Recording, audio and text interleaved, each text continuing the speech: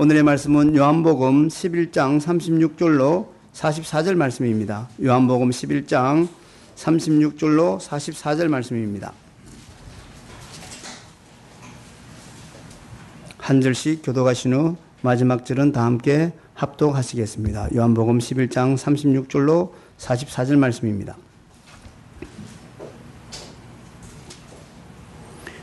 이에 유대인들이 말하되 보라 그를 어떻게 사랑하였는가 하면 그중 어떤 이는 말하되 소경의 눈을 뜨게 한 이 사람이 그 사람은 죽지 않게 할 수 없었더냐 하더라. 이에 예수께서 다시 속으로 통분히 여기시며 무덤에 가시니 무덤이 구리라 돌로 막았거늘 예수께서 가라사대 돌을 옮겨 놓으라 하시니 그 죽은 자의 누이 마르다가 가로되 주여 죽은 지가 나흘이 되었음에 벌써 냄새가 나나이다. 예수께서 가라사대 내 말이 내가 믿으면 하나님의 영광을 보리라 하지 아니하였느냐 하신대 돌을 옮겨 놓으니 예수께서 눈을 들어 우러러보시고 가라사대 아버지여 내 말을 들으신 것을 감사하나이다. 항상 내 말을 들으시는 줄로 내가 알았나이다. 그러나 이 말씀 하옵는 것은 둘러선 무리를 위함이니 곧 아버지께서 나를 보내시는 것을 저희로 믿게 하려 함이니라. 이 말씀을 하시고 큰 소리로 나사로야 나오라 부르시니 다 함께 죽은 자가 수족을 베러 동인 채로 나오는데 그 얼굴은 수건에 쌓였더라. 예수께서 가라사대 풀어놓아 다니게 하라 하시네. 아멘. 이제 목사님 나오셔서 드린 헌금 위에 기도와 요한복음 45번째 시간 풀어놓아 다니게 하라는 말씀으로 증거해 주시겠습니다. 당시 유대인들이 당시 살던 시대, 또 우리 주님이 33년 동안 살던 시대의 장례 문화는 우리의 장례 문화와 약간 달라서 죽은 사람을 안치를 할 때 바위를 깎아서 만든 굴 속에 시신을 매장했습니다. 우리는 주로 화장을 하거나 땅 속에 묻어서 매장을 하지만 유대인들은 돌 무덤 속에 시신을 매장을 했습니다. 이런 돌 무덤은 일반적으로 무덤이 큰 바위를 파서 그 안에 시신을 안치하고 무덤을 이렇게 세워놓든지 옆으로 뉘어놓든지 간에 두 경우의 무덤을 만들었는데 어떤 경우에든지 돌을 만들어서 입구를 봉인하여 막아 놓았습니다. 그러니까 돌무덤이라고 하면 큰 바위 속에 굴을 파서 그 안에 시신을 안치하고 그 문에다가는 돌로 된 문을 만들어서 봉인을 하고 나오지 못하게 또는 들어가지 못하게 이렇게 막아 놓은 것이죠. 우리가 지난주에 살펴본 말씀처럼 마르다와 마리아의 오라비인 나사로가 죽었습니다. 그리고 예수님이 도착했을 당시에는 이미 시신을 돌무덤에 매장하고 난 후였고 심지어 세마포로 싸서 손과 발을 묶어 놓았고 돌무덤에 안치해 놓았으며 마르다의 고백처럼 죽은 지 하루 이틀이 아니라 나흘이나 48시간이나 지났던 것을 48시간이 아니죠. 96시간인가요? 나흘이나 지났던 것을 우리는 알 수 있습니다. 마침내 나사로의 장례식에 주님이 오셨습니다. 인간이 만난 참상의 현장에 생명의 주님이 오신 것이죠. 사망이 진동하는 죽음의 냄새가 진동하는 곳에 생명의 냄새가 진동하시는 예수님이 오신 것입니다. 주님이 오셔서 이 비극을 보셨고 세 차례나 반복되는 단어 가운데 비통히 여기셨고 매우 민망해 하셨고 슬퍼하셨습니다. 마치 이상한 거 보는 것처럼 낯선 것을 보는 것처럼 슬퍼하시고 민망히 여기셨던 것입니다. 하지만 우리 주님은 슬픔을 슬픔으로 끝내지 않으시고 장례식에 오셔서 조문과 위로의 말만 건네며 돌아가신 것이 아니라 그 장례식에서 슬픔을 기쁨으로 바꾸어 놓으신 장본인이기도 하십니다. 주님이 마르다에게 묻습니다. 마르다야, 너희 오라비 나사로를 어디에 두었느냐라고 물으시고는 돌무덤으로 안내한 마르다와 유대인들에게 뭐라고 명령하십니까? 돌을 옮겨 놓으라 무덤을 막아놓은 돌문을 옮겨 놓으라고 명령하십니다. 이제 우리는 성경에서 가장 극적인 사건 가운데 하나인 죽은 나사로를 살리시는 예수님의 놀라운 사역의 절정에 도달했습니다. 주님은 죽은 나사로를 다시 살리실 터였고, 주님의 호출 명령을 받은 죽어버린 나사로는 청각을, 그 기능을 상실해버린 나사로는 주님이 부르시는 그 부르심을 들어야만 했고, 죽음에서 부활함을, 다시 살아남을 경험할 터였고, 그리고는 44절 말씀처럼 주님은 또 우리들을 향하여서, 유대인들을 향하여서 저 수족을 배로 동인 채로 나오는 나사로를 손과 발을 풀어주어서 풀어놓아 다니게 하라고 잠시 후에 명령하실 터였습니다. 자, 요한복음 11장을 우리는 3주째 공부하고 있는데요, 오늘은 주님 자신이 하신 말씀 한번 따라해 볼까요? 오후니까 좀 피곤하니까. 풀어놓아 다니게 하라. 예, 아주 목소리가 크십니다. 풀어놓아 다니게 하라. 오늘 설교의 제목인 동시에 우리 예수님이 유대인들에게, 마르다와 마리아에게 명령하신 말씀입니다. 이 말씀으로 하나님께서 오늘 오후에 우리에게 주실 은혜를 다시 한번 나누기를 소원합니다. 풀어놓아 다니게 하라. 이 말씀의 이면에는 우리는 여전히 믿음이 연약했던 마르다와 같은 나의 존재를 이 말씀에서 보게 됩니다. 38절, 39절, 40절 말씀을 함께 큰 소리로 읽겠습니다. 이에 예수께서 시작. 이에 예수께서 다시 속으로 통분히 여기시며 무덤에 가시니 무덤이 굴이라 돌로 막았거늘 예수께서 가라사대 돌을 옮겨 놓으라 하시니 그 죽은 자의 누이 마르다가 가로되 주여 죽은 지가 나흘이 되었음에 벌써 냄새가 나나이다. 예수께서 가라사대 내 말이 네가 믿으면 하나님의 영광을 보리라 하지 아니하였느냐 하시되. 아멘. 우리는 먼저 이 첫 번째 대지를 생각해 볼 때 여전히 믿음이 연약한, 믿음이 또는 적은, 우리 주님이 자주 말씀하셨던 믿음이 적은 자여 어찌 의심하였느냐라고 하는 말씀처럼 믿음이 적은 마르다를 보고 있는데, 사실은 그 마르다 마리아가 다른 사람이 아니라 바로 나 자신과 같은 존재라는 사실을 교훈받아야 한다는 겁니다. 마르다는 어떤 여인이었습니까? 우리가 복음서의 말씀에 보면 마르다는 항상 준비에 바쁜 여인이었고, 대단히 세심한 여자였고, 많은 일에 신경을 쓰면서 꼼꼼한 성격의 여인이었던 것은 분명합니다. 우리 예수님을 종종 모실 때 그는 예수님을 모시고 예우하는 일에 조금 더 빈틈이 없도록 최선의 노력을 기울이고 가장 최고의 음식을 준비해서 선생님 예수님을 대접했던 인물입니다. 물론 그것은 사랑으로 했던 일이기도 하지요. 그러한 마르다에게 우리 주님이 뭐라고 명령하십니까? 돌을 옮겨 놓으라. 무덤의 문을 어떻게 하란 말이에요?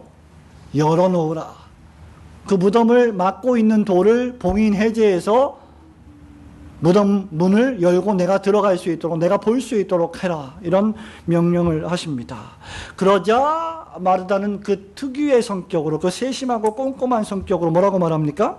주님, 몇 절이죠? 39절에 주님, 죽은 지가 나흘이 되었음에 벌써 냄새가 나나이다. 우리는 이런 말씀을 가리켜서 소위 확인사살이라고 말하죠. 죽었습니다. 첫 번째 죽었습니다. 두 번째 죽은 지 나흘이나 지났습니다. 사흘은 주님이 부활하신 게 사흘이시고, 마르다는 이 나사로는 4일이 지나도록 죽음의 무덤 속에 갇혀 있었죠. 세 번째, 더더군다나 냄새가 납니다. 부패했다는 겁니다. 우리 주님께서 옮기라 하시면 옮기면 되는데, 그죠? 우리 주님께서 내가 나귀를 타고 종려나무 가지를 흔드는 너희들 사이로 왕의 행진을 할 것이니 가서 왕이 타실 나귀를 가져오라 명령하실 때 주께서 타실 것이니 달라고 하면 됩니다. 가져오라 하시면 가져오면 되지요. 하지만 지금 마르다는 뭘 하고 있습니까? 마르다가 하는 일이 무엇입니까? 마르다는 지금 상식을 이야기하고 있고, 마르다는 지금 과학을 이야기하고 있고, 수학을 이야기하고, 논리를 이야기하고 있는 겁니다. 상식적으로 자연 법칙에 의거해 보았을 때 주님 도대체 왜 돌무덤에 문을 옮겨 놓으라고 하시는 것입니까? 그저 죽은 나사로의 얼굴이라도 보려고 하시는 것입니까? 라고 생각했을지 모르겠습니다.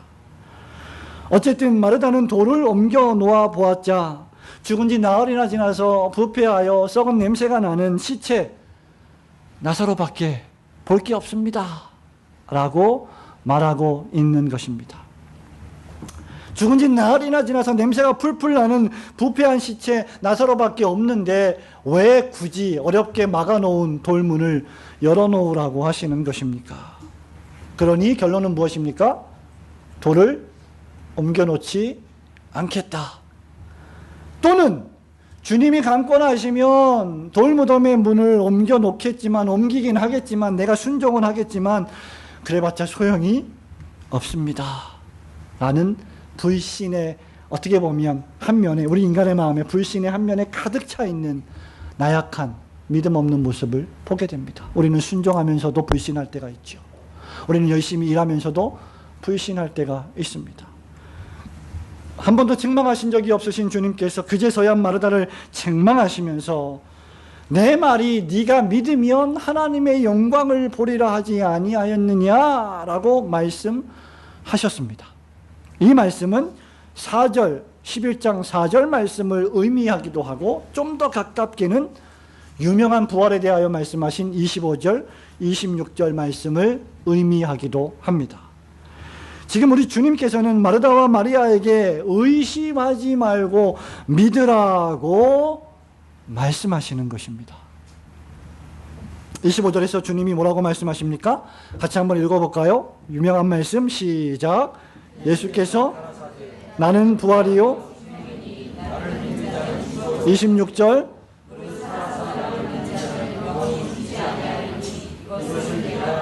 이것을 네가 믿느냐?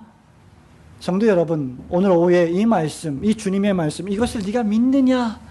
이 말씀을 여러분의 마음에, 영혼에 새기시기를 소원합니다.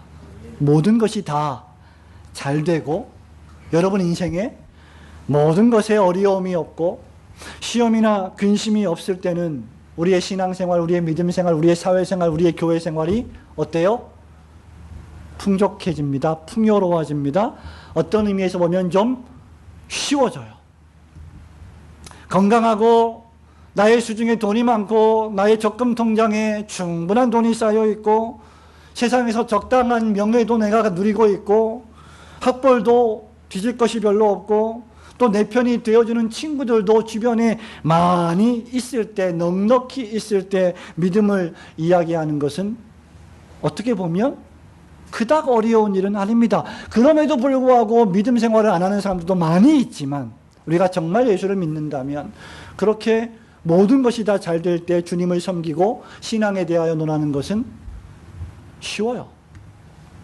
하지만 곤란의 시간에, 시험을 당하고 있는 시간에, 고통의 시간에, 질병과 사투하는 시간에, 죽음이 엄습해 오는 시간에 믿음을 지키고 믿음을 이야기하는 것은 대단히 어려운 일입니다.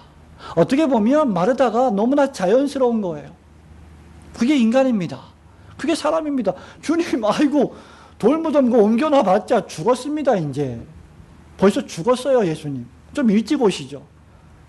나흘이나 지났습니다. 냄새가 납니다. 그게 인간입니다. 그런 시간에 믿음이 깨지기는 아주 쉽습니다. 우리의 믿음이 성장하는 것은 대단히 어려워요. 그때가 기회임에도 불구하고 우리는 그 기회를 믿음을 성장시키는 사건으로 선용하기가 대단히 어렵습니다. 그래서 여러분, 제가 종종 어떤 포럼에 가거나 어떤 컨퍼런스에 가거나 또 목사님들이나 신학생들이 모인 자리에서 특강을 하거나 그럴 경우에 종종 하는 말인데, 우리의 신학이라는 것이 어떤 의미에서 환경에 영향을 받습니다. 그래서 힘들고 어려울 때, 개척교회를 시작하고 성도가 몇 가정이 안 모일 때, 가정 형편이 너무나 어려울 때는 메시지가 어때요? 고난을 이야기해요. 십자가를 이야기해요. 힘들고 어려운 시기를 통과해야 된다고 많이 이야기를 합니다. 교회가 성장합니다. 그리고 숫자가 많아집니다. 교회가 재정적으로 큰 문제가 없습니다. 모든 성도들이 평안합니다. 그럼 메시지가 어떻게 변해요? 축복을 이야기하고 평안을 이야기하고 기쁨을 이야기하고 즐거움과 희락을 이야기합니다. 그것이 하등의 나쁜 것이 아닙니다. 제가 말씀드리는 것은 우리가 환경에 영향을 받는 존재라는 겁니다. 우리 몸이 아프면 주님을 섬기는 게 힘들어요. 내 몸이 아프니까. 내 마음이 아프면 주님을 섬기는 것이 너무나 어려움을 느낄 때가 있습니다. 우리는 환경에 영향을 받는 자들이기 때문입니다. 하지만 바로 그 시간에 예수님은 우리에게 믿음을 발휘하기를 원하십니다.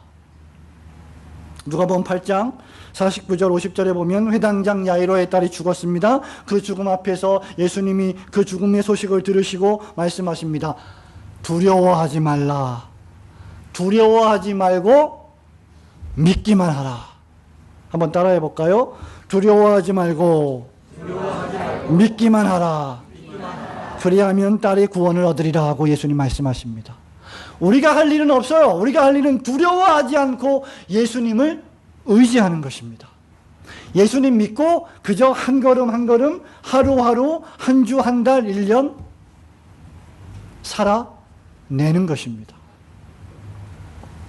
이 말씀을 묵상하면서 저는 어쩌면 그렇게 나 자신이 마르다와 똑같을까라는 생각을 해보았습니다. 어쩌면 나 자신이 도마와 그렇게 똑같을까라는 생각 말입니다. 나한테 비전을 보여주지 아니하시면, 나한테 하늘문을 열어서 환상을 보여줘서 어떤 증거를 보여주지 않으시면 저는 못 믿습니다. 안 믿습니다. 우리는 보기 전에는 믿지 않습니다. 우리는 믿고 나서 보기를 원치 않고 우선 보고 나서 믿으려고 하는 습성이 강한 사람들입니다. 그러나 주님은 뭐라고 말씀하셨습니까? 지난주에 우리가 공부했지만 너희는 본고로 믿느냐? 보지 않고 믿는 자는 복되도다. 내가 믿으면 하나님의 영광을 보리라 라고 말씀하셨지, 하나님의 영광을 보고 네가 믿게 될 것이다 라고 말씀하지 않으셨습니다. 그러니 믿음이 먼저 오고 이해하는 것, 받아들이는 것, 그것이 바로 나중에 옵니다. 우리의 신앙생활에서 믿음이 얼마나 중요한지를 우리는 생각해 보아야 합니다. 제가 교회를 기도하면서 개척을 할 때 3년여가 흐른 뒤에 예배당에 이렇게 성도들이 많이 앉아있는 모습을, 환상을 미리 보고 믿었습니까? 그런 거 없습니다. 상상도 못할 일입니다. 상상을 어떻게 하겠습니까, 우리가? 여기 앉아 계신 여러분들이 이 예배당 공간에 와서 앉아 계시다는 사실을 우리가 어떻게 이해할 수 있겠습니까? 우리가 그것을 어떻게 예측할 수 있었겠습니까? 난생 처음 한번 스쳐 지나가면서 만날까 하는 사람들을 우리는 예배당에서 하나님의 기적적인 섭리와 은혜로 만나게 됩니다. 성도 여러분, 이것이 믿음이 하는 일입니다. 보지 못하는 것을 믿음으로 보게 하고 증거되지 않은 것을 믿음으로 증거를 받는, 이 눈에 그래서 아무 증거 아니 보여도 그저 하루하루 한 걸음 한 걸음 주님과 함께 동행하는 것, 그것이 바로 우리가 해야 될 믿음의 길입니다. 생명은 주님이 살리시고 우리는 그것을 믿어야 합니다. 성도 여러분, 우리가 뭔 생명을 살리려고 하지 마십시오. 우리는 못 살립니다. 우리가 할 일은 무엇입니까? 기도하는 거예요. 믿고 기도하는 겁니다. 교회는 주님이 보호하시고 주님이 성장하게 하시며 우리는 그것을 믿어야 합니다. 이 나라와 민족은 하나님이 보호하시고 우리는 그것을 믿어야 합니다. 그리 아니하실지라도 하나님은 선하신 분이심을 우리는 믿어야 합니다. 우리가 질병과 죽음이라는 고난을 당해도 주님을 믿고 있으면 우리의 영혼이 모든 것이 평안해진다는 것을 우리는 반드시 믿어야만 합니다. 우리의 알량한 생각, 우리의 지식, 우리의 경험, 우리의 수학과 우리의 과학을 내려놓고 온전히 주님을 믿고 바라보며 그리스도의 학교에서 믿음을 배워가시는 성도들이 되시기를 주님의 이름으로 축원합니다. 풀어놓아 다니게 하라. 두 번째로 우리는 이 말씀을 통해서 나사로를 다시 살리시는 예수님의 전능하신 능력을 보게 됩니다. 죽어버린 자를 다시 소생시키시는 능력을 봅니다. 40절부터 43절 말씀을 함께 읽겠습니다. 예수께서 가라사대 시작. 예수께서 가라사대 내 말이 네가 믿으면 하나님의 영광을 보리라 하지 아니하였느냐 하시되 돌을 옮겨놓으니 예수께서 눈을 들어 우러러보시고 가라사대 아버지여 내 말을 들으신 것을 감사하나이다. 항상 내 말을 들으시는 줄을 내가 알았나이다. 그러나 이 말씀 없는 것은 둘러서 우리를 위함이니 곧 아버지께서 나를 보내신 것을 저희로 믿게 하려 함이니이다. 이 말씀을 하시고 큰 소리로 나사로야 나오라 부르시니 아멘. 아마 이 돌무덤의 문을 유대인들이 장정들이 몇 명이 모여서 봉인을 해제하고 돌을 옮겨 놓았을 것입니다.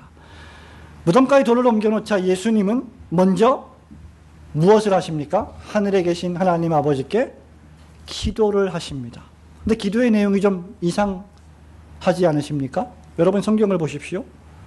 돌무덤을 돌을 옮겨 놓으면 주님이 하실 일은 죽은 나사로를 보시든가 아니면 나사로에게 무슨 말씀을 하셔야 되는데 먼저 뭘 하십니까?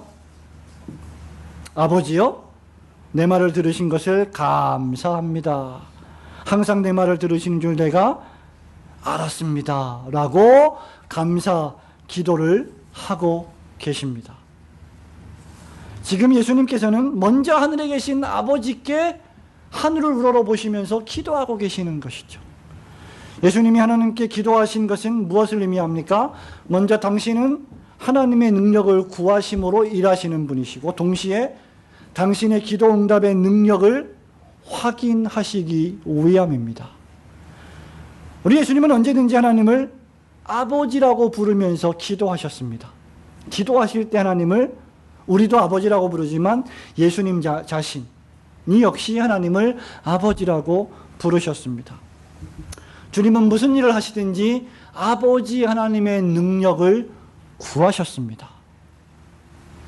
그러면서 우리 주님은 지금 이미 자신의 기도의 응답에 대한 감사를 올리고 계십니다. 여러분의 기도와 우리의 기도가 예수님의 기도와 얼마나 다르고 있는지 우리 생각해 보아야 합니다.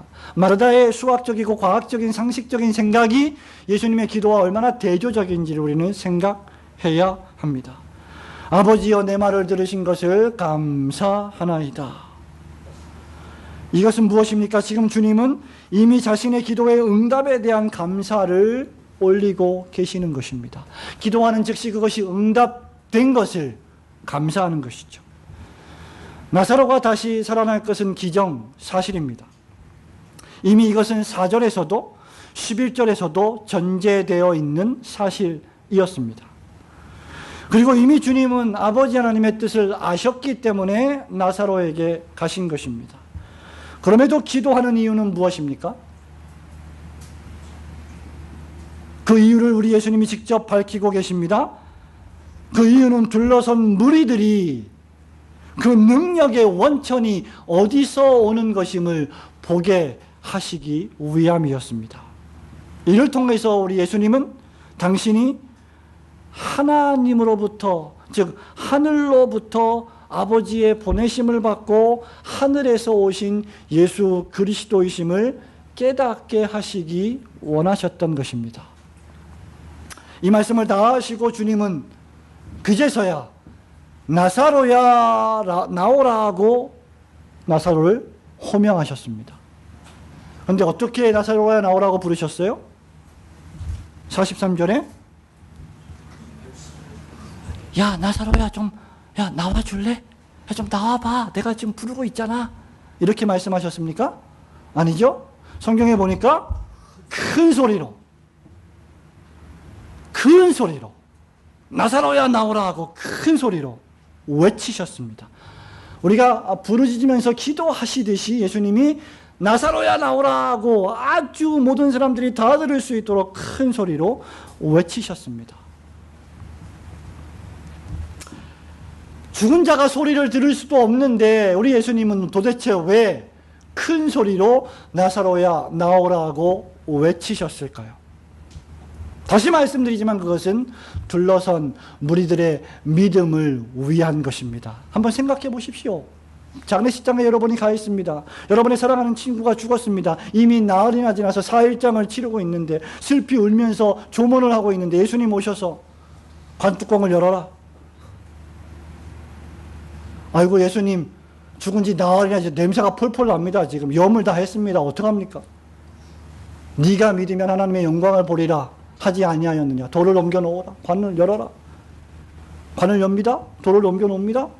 그 모여있는 유대인들이 어떤 생각을 했겠습니까? 야 도대체 지금 예수님이 뭘 하시려고 저러지? 라는 온갖 상상을 하지 않았겠습니까? 그 와중에 주님이 나사로야 나오라고 큰 소리로 외치십니다. 우리 예수님은 굳이 큰 소리로 외치지 않으셔도 말씀 한마디로 간단하게 마음만으로 말씀하셔도 어떻게 돼요? 돌을 옮기실 수 있으시고 죽은 나사로를 다시 살리실 수도 있는 분이십니다. 그렇지 않습니까? 창세기 1장 1절 2절에 3절에 태초에 하나님이 천지를 창조하시니라. 요한복음 1장 1절에 우리가 공부했지만 태초에 말씀이 계시니라. 이 말씀이 하나님과 함께 계셨으니 이 말씀은 곧 하나님이시니라. 말씀 한마디로 다 하실 수 있는 분인데 굳이 왜 유대인들에게 돌을 옮겨놓으라 너희들이 굳이 왜 큰 소리로 나사로야 나오라고 외치셨습니까? 하지만 둘러서서 모든 무리가 볼 수 있도록 돌을 옮기라고 하셨고 둘러선 무리가 모두 들을 수 있도록 기도하셨고 둘러선 무리가 모두 다 역력하게 들을 수 있도록 큰 소리로 나사로야 나오라고 외치셨습니다. 말하자면 우리 주님은 시청각 교육을 하신 것입니다. 그러면서 나사로를 다시 살리시는 것은 주님의 절대적인 능력이지만 인간의 책임을 결코 무시하지 않으신 것입니다. 마르다와 무리들은 나사로를 절대로 다시 살릴 수는 없는 노릇입니다. 그러나 그들이 할 수 있는 일이 있어요. 돌을 옮겨놓는 겁니다. 예수님의 명령에 순종하는 것입니다. 그들은 나사로를 다시 살릴 수는 없지만 하나님의 아들이 하시는 놀라운 일을 눈으로 보고 귀로 들을 수는 있었습니다. 저와 여러분이 무엇을 보고 들어야 합니까? 바로 죽음을 정복하시는 전능하신 하나님의 능력을 보고 들어야 합니다. 죽음의 아비 사단과 마귀보다 예수님이 크신 분이심을 우리는 깨달아야 합니다. 나사로야 나오라는 주님의 음성이 대기 중에 선포되자마자 나사로는 수족을 배로 동인 채로 나올 수밖에 없었습니다. 아더 핑크는 이에 대해서 이렇게 말합니다. 그 음성이 들리자 공포의 왕은 사단 마귀를 뜻하죠. 공포의 왕은 즉시 그가 정당하게 사로잡았던 자를 내놓았고 탐욕스러운 무덤은 그것의 먹이를 포기하였다. 사로잡는 자가 사로잡히게 되었고 그리스도께서는 죄와 사망과 사탄의 정복자로 서 계셨다. 그러므로 여기에서는 주님께서 종의 모습을 하고 계셨음에도 불구하고 그의 손에는 사망과 음부의 열쇠가 쥐어져 있음이 증명되었다. 성도 여러분, 우리는 이 말씀을 통해서 이제 영적으로 죽은 자들을 살리시는 주님의 능력을 믿고 복음을 전하는 교훈을 받아야 합니다. 바울은 에베소서 2장 5절에서 모든 인류를 가리켜서 허물과 죄로 죽어버린 자들이다라고 말하고 있습니다. 그런데 그 허물과 죄로 죽어버린 인류를 그리스도께서 다시 살리셨다 라고 말씀하고 있습니다. 그리고 너희가 그 은혜로 말미암아 구원을 얻은 것이다. 이것이 너에게서 난 것이 아니요 하나님의 선물이다라고 선포하고 계십니다. 저와 여러분 요한복음 5장을 빨리 한번 펼쳐 보실까요? 요한복음 5장 24절 25절 말씀입니다. 내가 진실로 진실로 너희에게 이르노니 함께 24절 25절 읽겠습니다. 시작.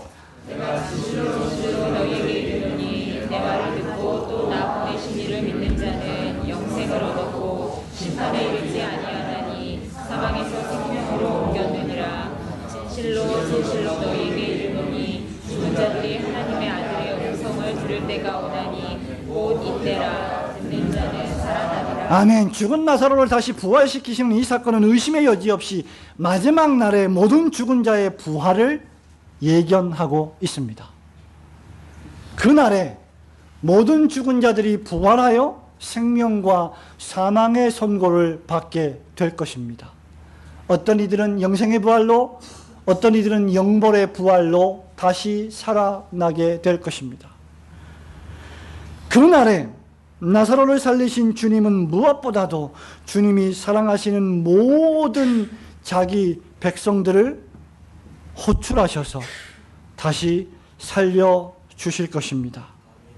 마지막 날에 예수님의 호출을 받는 자들은 주님의 부활의 첫 열매가 되신 그 부활에 동참하여 모두 다 다시 살아날 것입니다.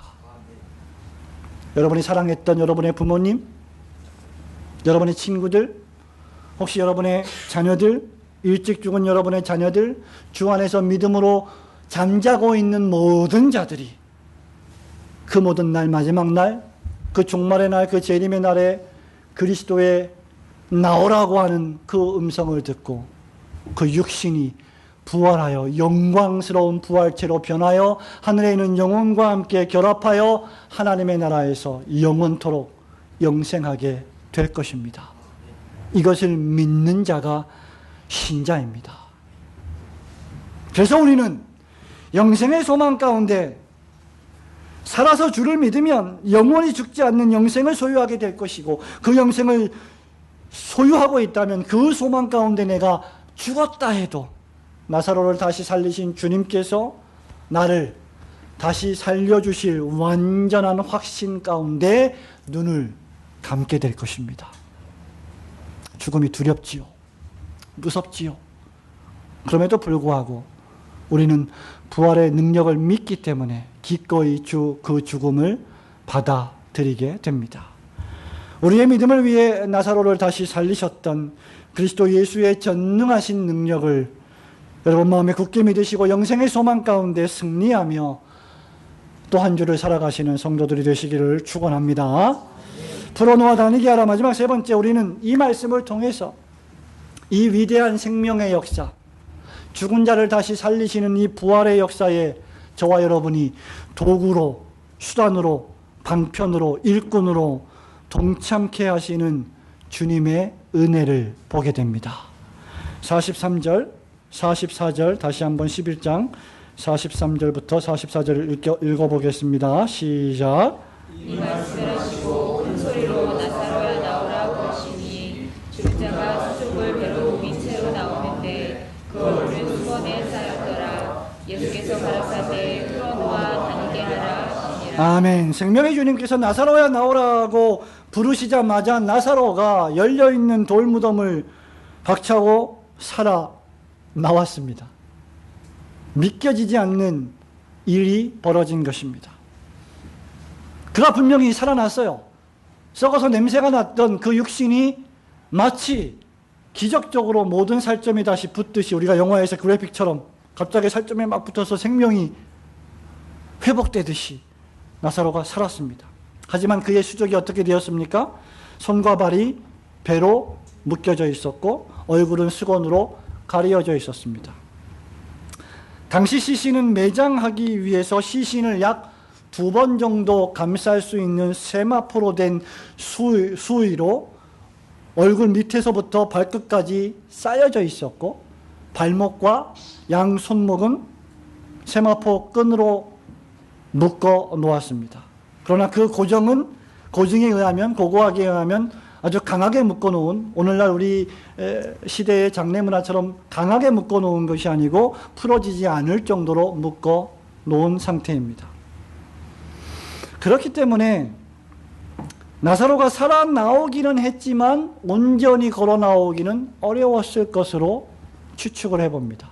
더욱이 나사로의 얼굴에는 뭐가 가려져 있었습니까? 수건이 가려져 있었습니다. 그러니까 얼굴에 수건을 쓰고 수족을 배로 동인 채로 나와서 걷기는 걷는데 그 걷는 모습을 여러분 상상을 해보시면 아마 좀 어색하게 총총걸음으로 나왔든지 어기적거리면서 좀 불편하게 나오지 않았을까 우리는 상상해 봅니다. 하지만 분명한 사실은 그가 죽음에서 다시 살아났다는 것입니다. 이제서야 주님은 유대인들에게 풀어놓아 다니게 하라고 명령하십니다. 성도 여러분, 우리는 이 말씀에 너무 영적인 의미를 부여할 필요는 없을 것입니다. 하지만 무엇보다 분명한 사실은 죽은 나사로를 살리신 우리 주님의 엄청난 능력을 유대인들은 두 눈으로, 두 귀로 똑똑히 보았고 전율하며 느꼈을 것입니다. 더욱이 풀어놓아 다니게 하라는 명령에 따라 그들은 나사로에게 가까이 갔고 죽은 나사로를 묶고 있던 손과 발목의 줄을 풀어주었고 얼굴을 가리고 있던, 눈을 가리고 있던 수건도 벗겨 주었습니다. 저는 여러분들이 유대인들이 되어서 죽었다가 살아난 나사로에 가까이 가서 손과 발에 묶여진 끈을 풀고 수건을 벗겨주는 사람들이라고 한번 여러분 자신이 상상해 보시기 바랍니다. 나사로가 살아나기 전 무덤에 돌을 옮겼을 때 어떤 일이 벌어졌을까요? 나사로야 나오라고 외치시기 전에 유대인들이 돌무덤을 옮겼을 때 어떤 일이 벌어졌습니까? 유대인들은 무엇을 느꼈을까요? 아니, 유대인들은 무슨 냄새를 맡았을까요? 썩어서 진동하는 시체의 냄새를 맡았을 것입니다. 사망에 진동하는 냄새를 맡았을 것입니다. 하지만 이제 나사로의 수족을 묶고 있던 줄을 풀어주면서 그들은 생명의 냄새를 맡지 않았겠습니까? 죽은 자의 특징은 체온이 급격히 떨어지면서 시신이 차갑게 변한다는 것이죠. 하지만 생명의 특징 가운데 하나는 무엇입니까? 따뜻하다는 것입니다. 그들은 나사로를 보았습니다. 나사로의 손과 발목의 끈을 풀어주면서 손을 만져보았고 발을 만져보았습니다. 얼굴에 수건을 벗길 때 놀랍게도 죽은 나사로의 눈이 떠져서 유대인들을 바라보는 그 눈빛을 보았을 것입니다. 그가 말하는 것을 들었을 것입니다. 여러분, 이 얼마나 흥분되는 일입니까? 별로 흥분하지 않으시는군요. 죽은 자가 살아나서 말하고 걸어다니는 놀라운 일을 보는 것만큼 흥분되는 일이 또 어디 있겠습니까? 성도 여러분, 이처럼 우리는 생명을 창조할 수는 없지만 심고 물을 주고 가꿀 수는 있습니다. 가나 혼인 잔치의 기적에서 보았듯이 우리는 물로 포도주를 만들 능력은 없지만 물도온 하인들처럼 항아리에 물을 가득 채울 수는 있습니다. 우리가 안 믿는 나의 가족을 끌어다가 믿게 할 수는 없지만 그들에게 생명의 복음, 생명의 주님을 전할 수는 있습니다. 그리고 그들은 변하여 포도주 된 그 놀라운 그 포도주의 신령한 맛을 맛볼 수도 있었습니다. 생전 하나님의 하자도 모르고 하나님을 아버지로 부르지도 않았던, 교회 나가는 자들을 기롱하고 조롱했던, 교회 나가는 사람들을 악담하고 저주를 퍼부었던 비신자 불신자가 어느 날 예배당에 앉아서 하나님을 찬양하고 하나님을 아버지라고 부르며 그 작은 입에서 기도가 터져나오는 모습을 보는 것만큼 흥분되고 놀라운 일은 없습니다. 그것이야말로 죽은 자가 다시 살아나는 놀라운 기적입니다.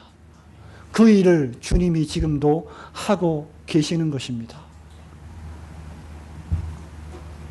성도 여러분, 신자의 사역, 교회의 사역이 무엇입니까?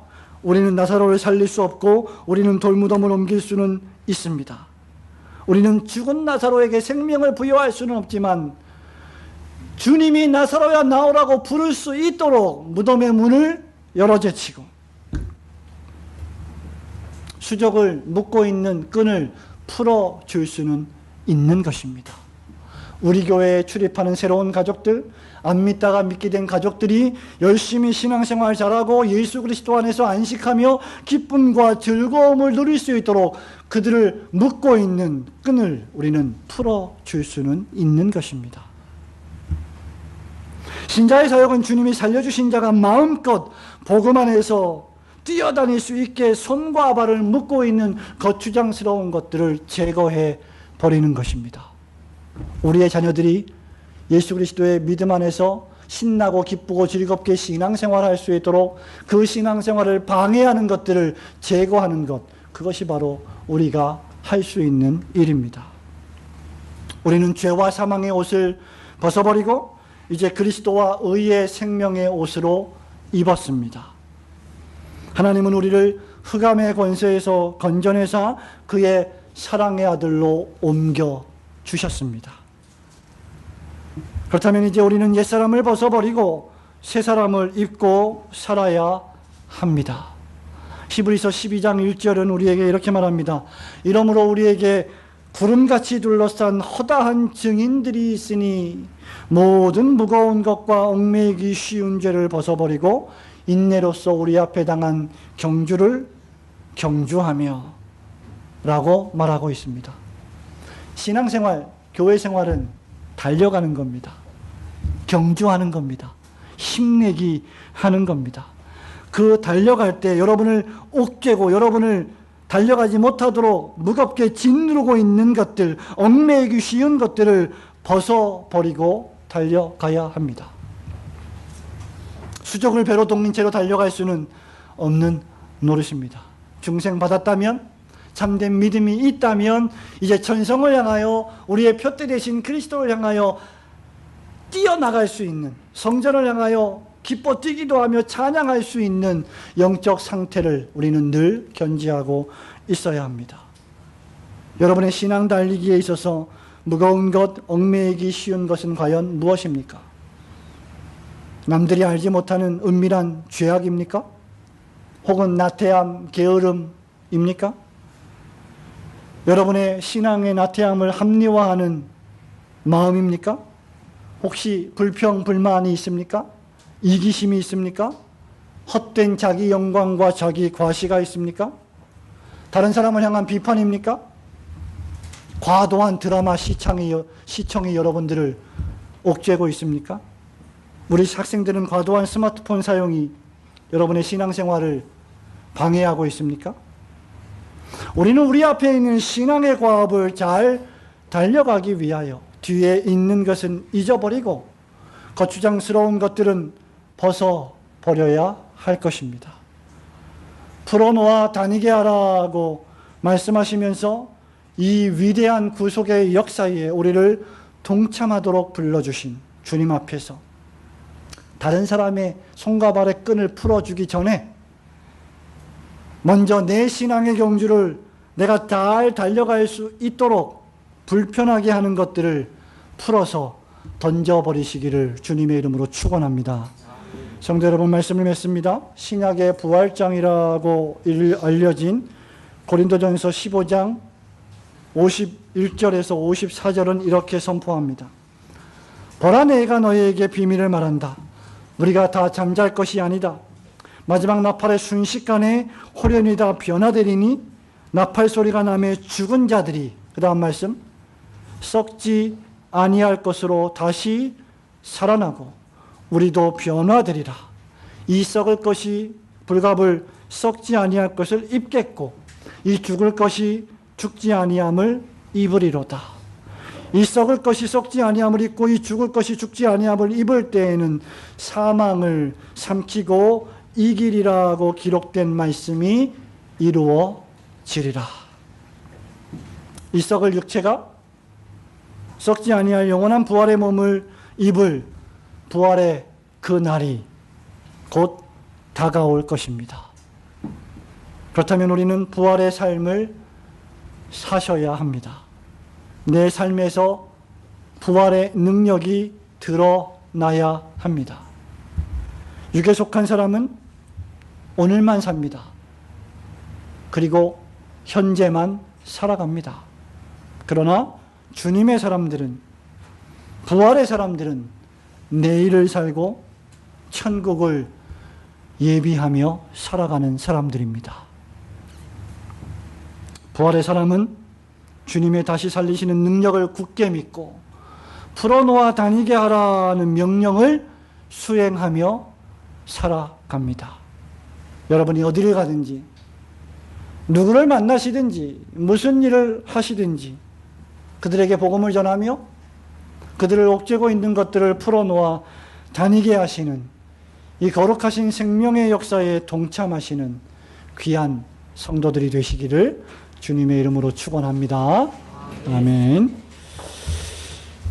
우리에게 주신